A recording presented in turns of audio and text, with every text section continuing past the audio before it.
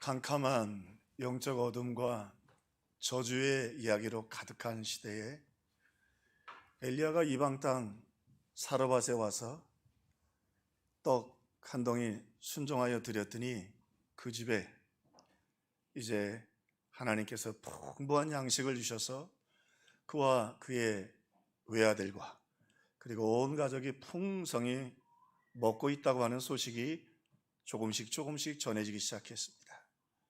그것은 단순히 한 에피소드가 아니라 하나님이 하늘의 문을 열고 여전히 순종하는 자에게 은혜를 베푸신다고 하는 소망과 희망의 소식이었습니다. 그런데 이 소식이 믿는 사람들을 통해서 조심스럽게 그리고 아주 빠른 속도로 번져가고 있는 그때에 이 소식이 전달되는 그곳에 아주 충격적인 소식이 또 하나 들려오기 시작했습니다. 엘리야가 있는 그 집에 그 아들 하나 있었던 아들이 죽었다는 겁니다. 그래서 그 집이 통곡과 슬픔으로 가득하게 됐다고 하는 것입니다.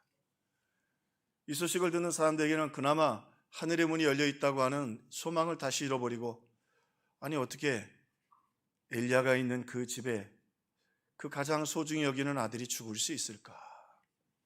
사람들은 의아심을 가지게 되었고, 그리고 이 사르밧 과부도, 그리고 심지어는 엘리야조차도 갈등에 빠지게 되었습니다.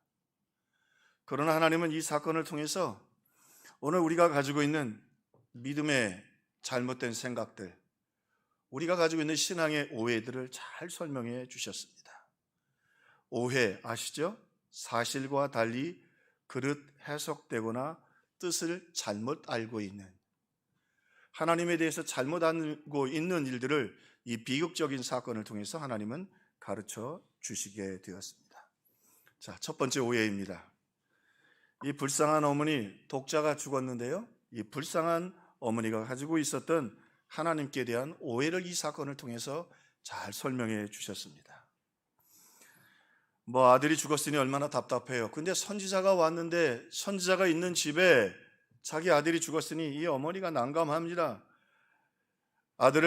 죽은 아들을 품에 안고 와서는 선지 앞에서 말합니다. 하나님의 사람이여, 당신이 나와 더불어 무슨 상관이 있기로 내 죄를 생각나게 하고 또 내 아들을 죽게 하려고 내게 오셨나이까. 어떻게 보면 단순한, 당신이 오셔서 내 아들이 죽었습니다 라고 표현할 수 있지만, 오늘 하나님께서 저들에게 설명하려고 있는 그 시대의 잘못된 하나님에 대한, 신에 대한 그 개념이 그 속에 숨겨져 있습니다. 고대 사회의 일반적인 신에 대한 생각은, 하나님에 대한 생각은 인과응보였습니다. 인과응보는 원인과 결과가 있다. 우리식으로 얘기하면 잘하면 축복, 못하면 저주. 사실은 이걸 갖고 심각하게 논쟁한 사람들이 누구냐면 욥기서의 친구들이에요. 욥의 친구들이 와서 욥이 지금 만신창이가 됐잖아요. 건강도 상하고 자식도 죽고 모든 걸 다 잃어버렸습니다. 그리고 질병에서 잿더미 위에서 기와장으로 긁고 있는데, 네가 그렇게 된 건 죄 때문이다 말이죠.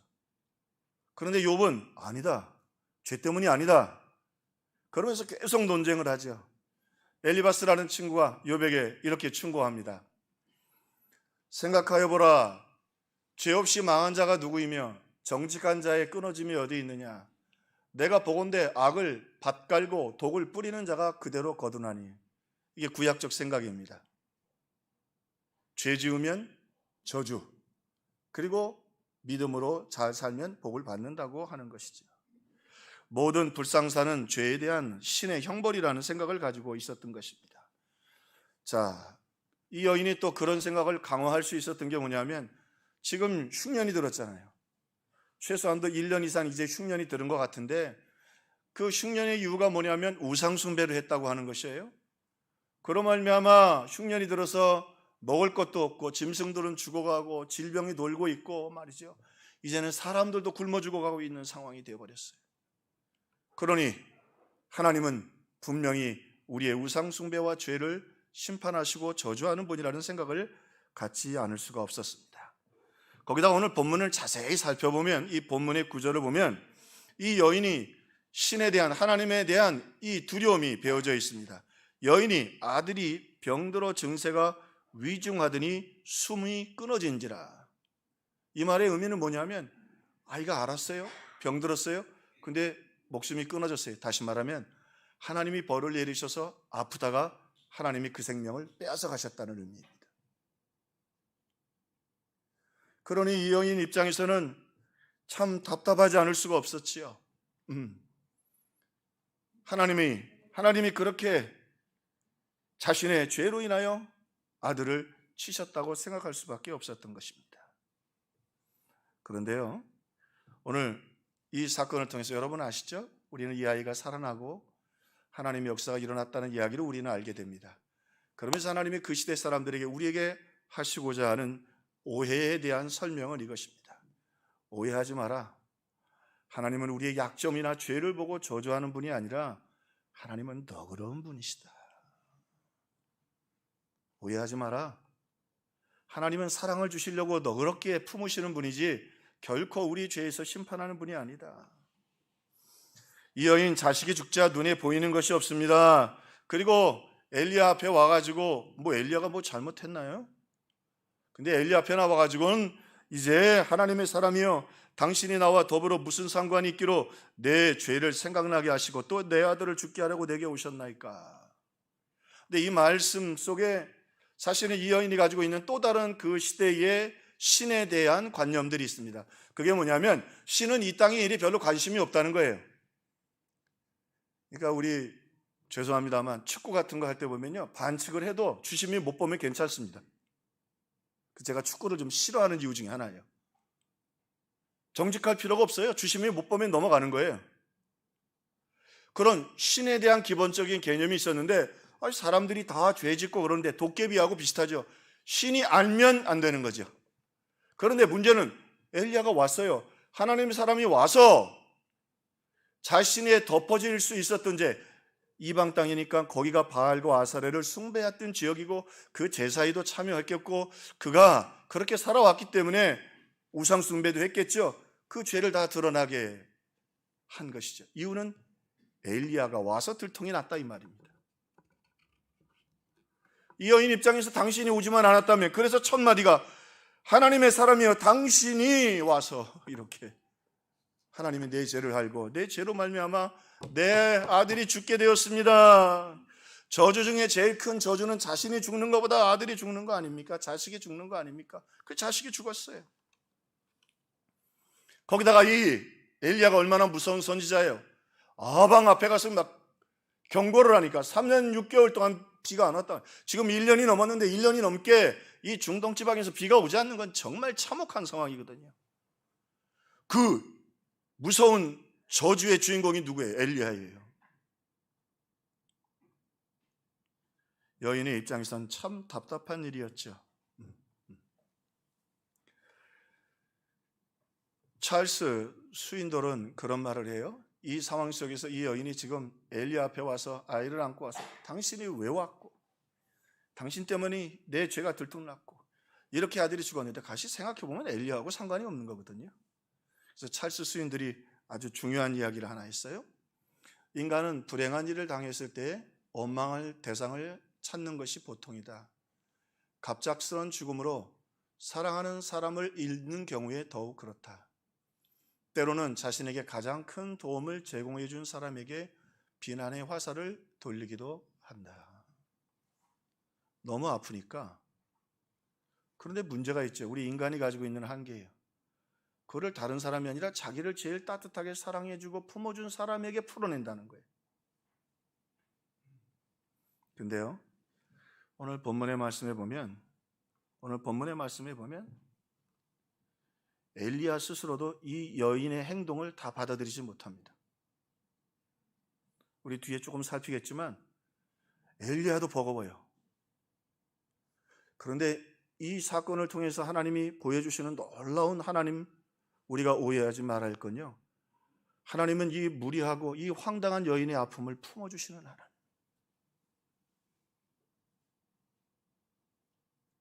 엘리야가 못 품어줘도 세상이 몰라도 하나님은 이 여인의 이해할 수 없는 아픔을 너그럽게 품어주시는 분이에요.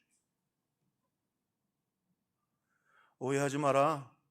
하나님은 너희 죄를 보다가 그것을 저주하시고 심판하시는 하나님이 아니라 너희가 정말로 힘겹고 어려워서 감당할 수 없는 아픔으로 신음할 때 그것을 유일하게 너그럽게 받아주실 수 있는 분은 하나님 한 분밖에 없다.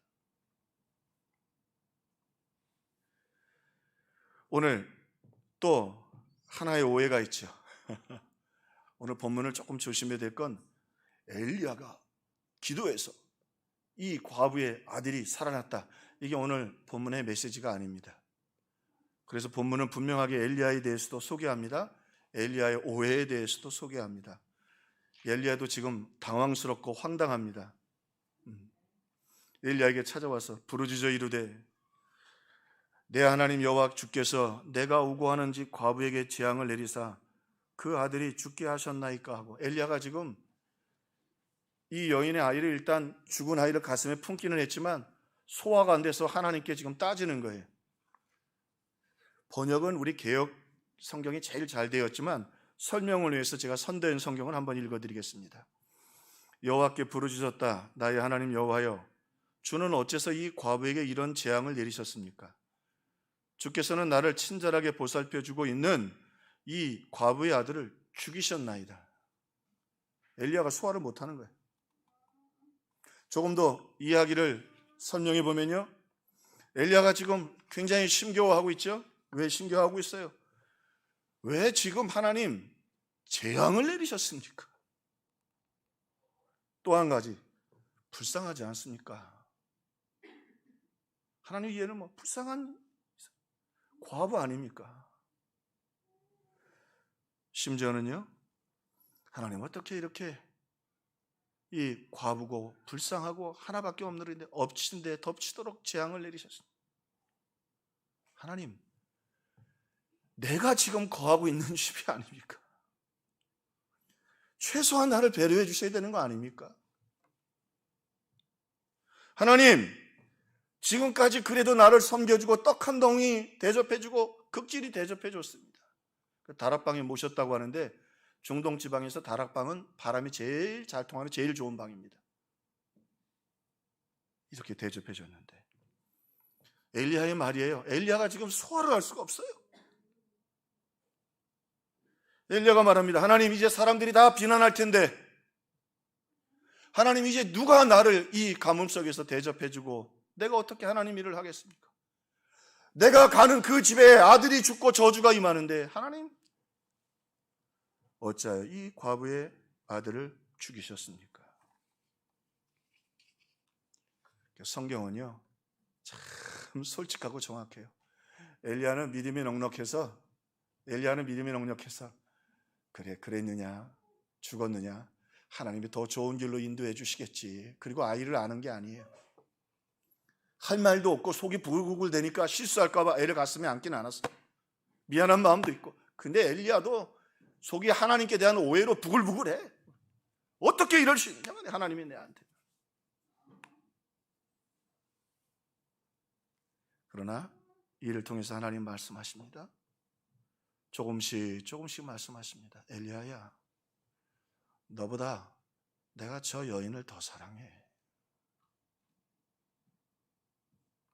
네가 저 여인을 아끼는 것보다 저 여인을 더 내가 아껴. 그리고 하나님 엘리야에게도 말씀하셔요. 난처하냐? 걱정하지 마. 내가 너를 깊이 사랑한다. 내가 너를 절대로 난처하게 내버려 두지 않는다. 하나님 한 걸음 한 걸음. 그리고는 하나님이요, 이 엘리야에게 참 하나님이 놀랍죠. 속은 부글부글 거리는데 하나님의 성령이 함께 계셔서 엘리야에게는 자상하게 이 여인에게도 한마디 할 수 있지. 아니, 너희들 벌써 그때 그 아들 죽을 건데 그만큼 살았으면 됐지.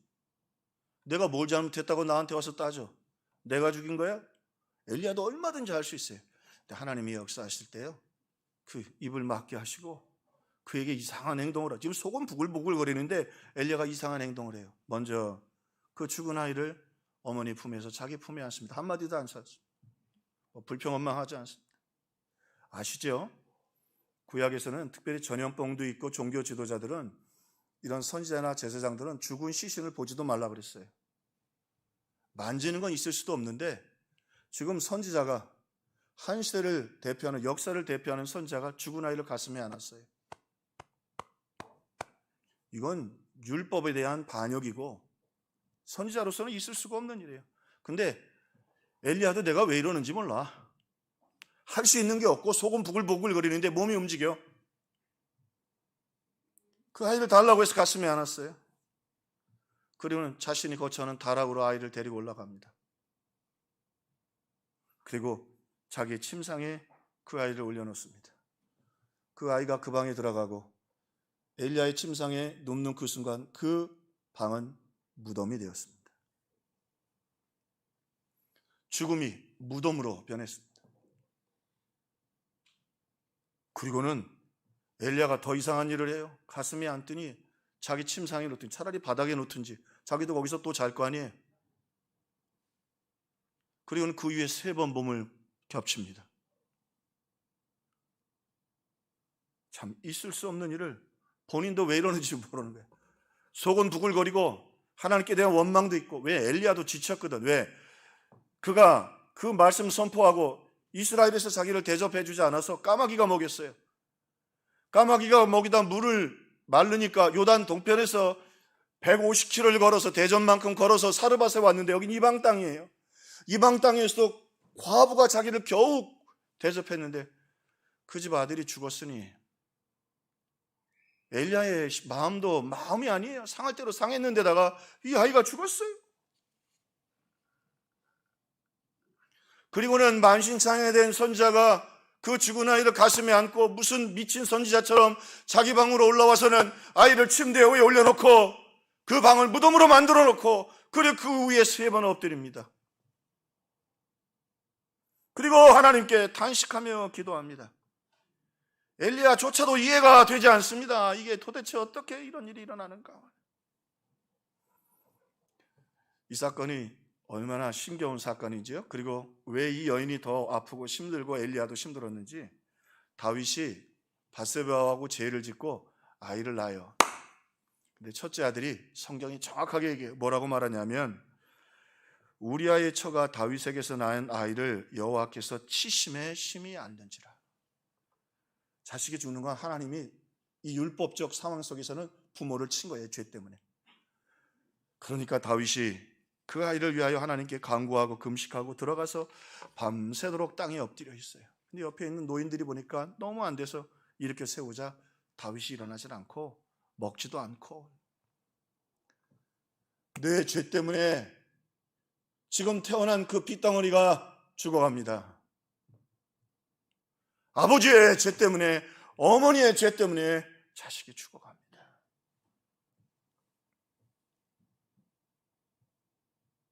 근데 여기요, 참 오늘 본문 속에서 하나님께서 우리의 오해를 풀어주는 놀라운 메시지가 하나 있죠. 엘리야는 정신이 하나도 없어요. 민망하기도 하고, 어쨌든 하나님이 움직이시는 대로 애를 가슴에 안고 뭐가 뭔지도 모르게 올라가서 자기 방에 침대에 올려놓고 그야 올라오라서 기도합니다. 그리고 뭐라고? 하나님 왜 죽이셨냐고. 이 아이를 왜 죽이셨냐고. 나는 이제 어떻게 선지자 하느냐고. 여러분 잊지 마세요. 이제까지 성경에 한 번도 부활 사건이 없었습니다. 이 앞에까지요, 모세조차도 죽은 사람을 살린 일이 없습니다. 엘리야는 이제 선지자로 끝났습니다. 근데요, 하나님 말씀하십니다. 오해하지 마라. 내가 그 아이를 너보다 더 사랑한다. 왜요? 지금 그 과부의 아들이 죽었잖아요. 그런데 하나님은요, 엘리야는 몰라도요, 하나밖에 없는 아들을 우리 죄 때문에 십자가에 내어주실 것이거든요. 그 아들이 자기 죄도 아니고 하나님의 죄도 아니고 우리 죄를 끌어안고 수모당하고 모함당하고 채찍에 맞고 십자가에 죽을 것이거든요. 이게요, 공감이라는 게 무서워요. 똑같은 아픔을 가진 사람은 이 똑같은 일이 생겼을 때 여러분 깊은 통증과 아픔을 느껴요. 여기서 하나님은 엘리야를 제3자로 제쳐놓습니다. 이제 우리는 알죠. 엘리야는 왜 몰라요? 왜 그 아이를, 죽은 아이를 가슴에 품게 했는지, 왜 자기 방으로 올라가서 침대에 누웠게 하였는지, 왜 그 몸에 엎드리게 하였는지, 엘리야의 생각이나 엘리야의 계획이 아니었어요. 엘리야의 속은 부글부글 끓고 있어요. 도대체 어떻게 이런 일이 일어날 수 있느냐 말이죠. 그런데 그 성경을 읽고 있는 우리들은 성경을 통해서 우리를 사랑하셔서 하나밖에 없는 아들을 그렇게 내어 주실 수밖에 없었던, 이제 그냥 병들어서 앓다가 죽는 게 아니라 우리의 죄를 지시고 십자가에 죽으실 것이거든요. 엘리야는 아마 천국 가서야 알게 됐겠지요. 그러나 오늘 성경을 통해서 하나님이 얼마나 우리를 사랑하시는지 이 사건을 통해서 하나님은 말씀하고 계시는 것입니다. 성령께서 그렇게 엘리야에게 그렇게 하도록 하셨고, 엘리야는 움직였고, 우리는 그 속에서 독생자를 주시는 하나님의 깊은 사랑을, 죄로 말미암아 죽어 저 지옥에 던져질 우리들을 얼마나 하나님이 사랑하셨는지를 오늘 이 일을 통해서 알게 되는 것입니다. 하나님은 그 엘리야의 가슴에 그 죽은 아이를 부모의 죄로, 부모의 저주로, 그래 틀린 말 아닙니다. 어차피 죄로 다 죽을 거 아니에요. 그 어머니도 그 아들도 다 죄값입니다. 율법의 저주가 있습니다. 우상 숭배도 했습니다. 그리고 우리 선지자에게 이렇게 함부로 해야 합니까? 무례함도 있습니다. 하나님은 그 모든 죄를 다 안고 죽은 그 아들을 엘리야의 품에 품게 하심으로 하나님 우리의 모든 죄와 허물을 그 아들의 품에, 그 가슴에 품으실 것을 오늘 하나님은 이 말씀을 통해서 가르쳐주고 계시는 것입니다. 오해하지 마라. 저주받아 죽어서 그렇게 아이가 죽은 게 아니라 오늘 그 아이를 내가 품고 살려내고 그리고 그렇게 내가 돌보아 주리라. 오해하지 마라. 나는 너그러운 하나님, 사랑의 하나님이시다. 그러면서 이 사건을 통해서 조금씩 하나님의 진실의 모습도 보여주십니다.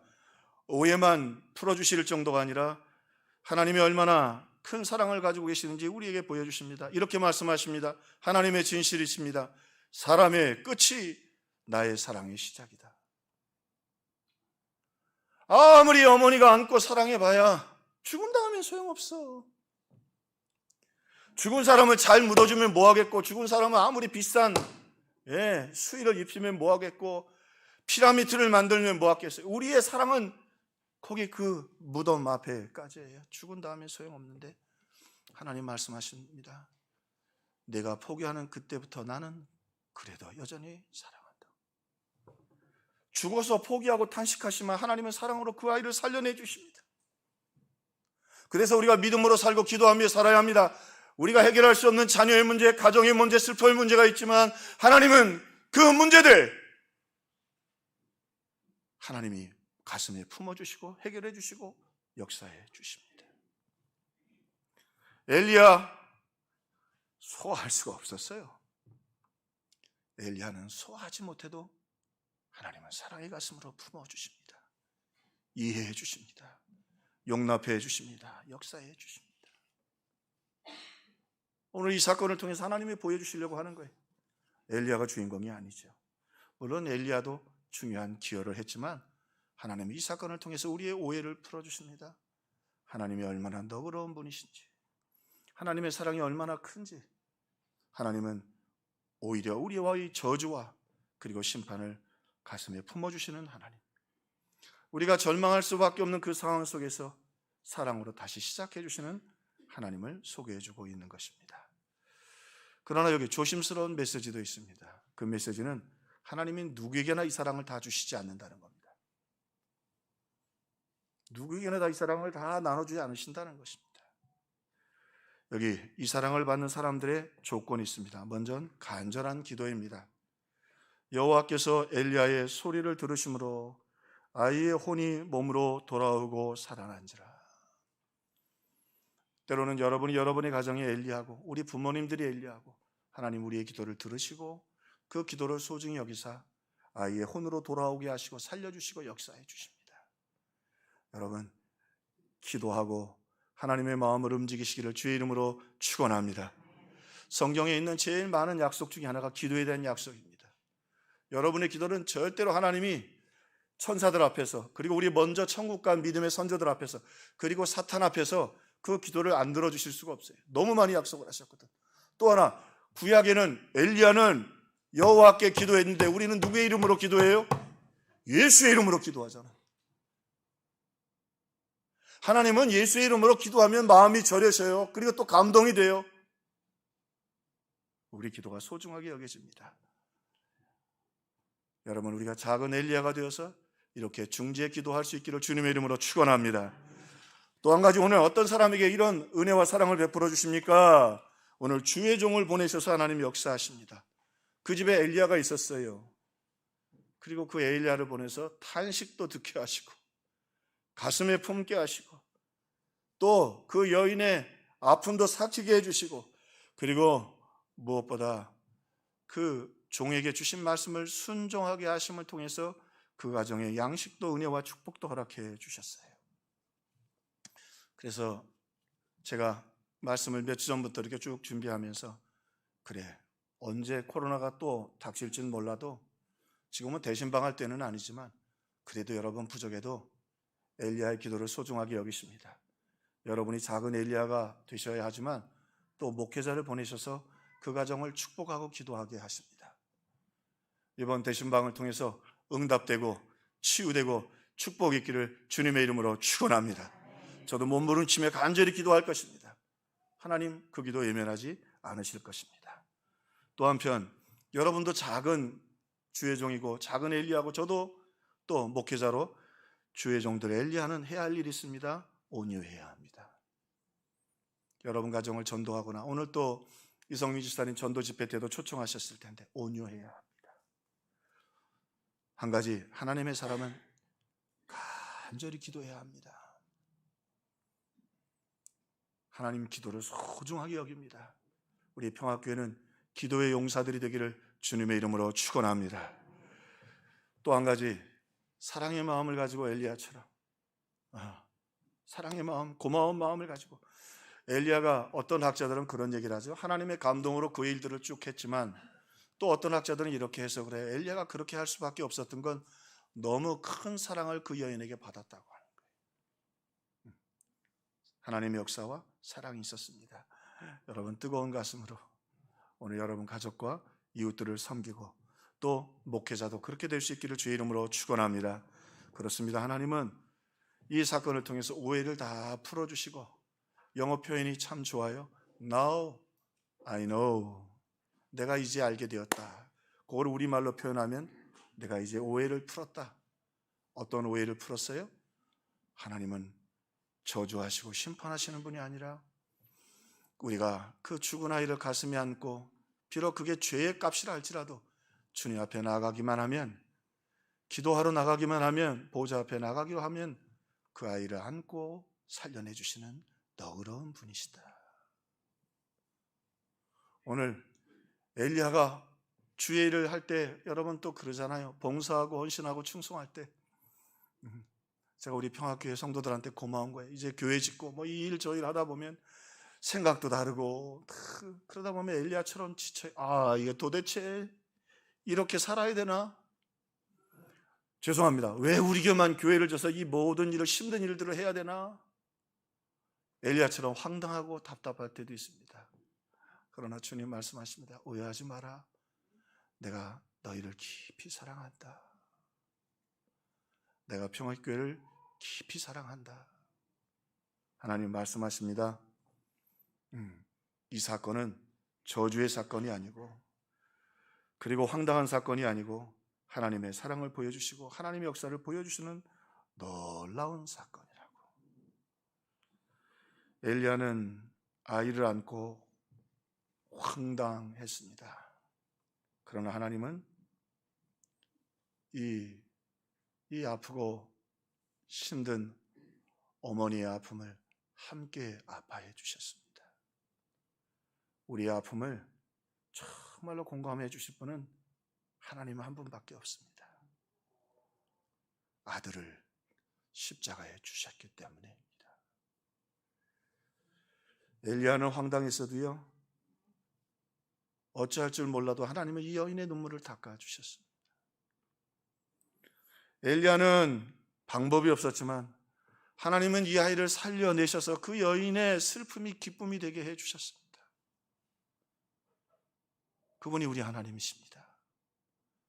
그 하나님 앞에 아픔을 가지고 나가시고 기도하시고 응답받으시고 함께 울어주시는 그 하나님의 너그러운 사랑, 우리의 눈물을 닦아주시는 그 위로, 그리고 한 걸음 더 나가 거기서 끝나면 안 되죠.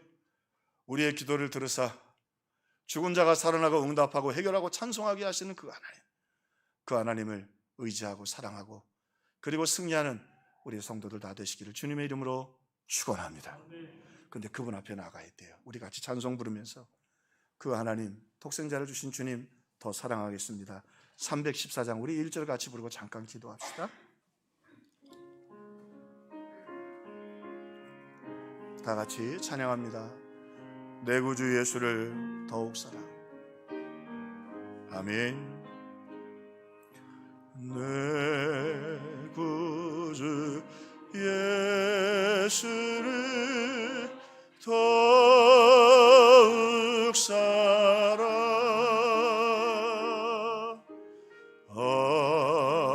엎드려 비는 말 들으소서. 내 진정 소원이 내 구주 예수를 더욱 사랑.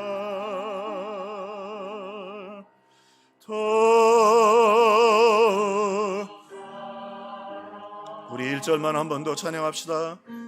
내 구주 예수를 더욱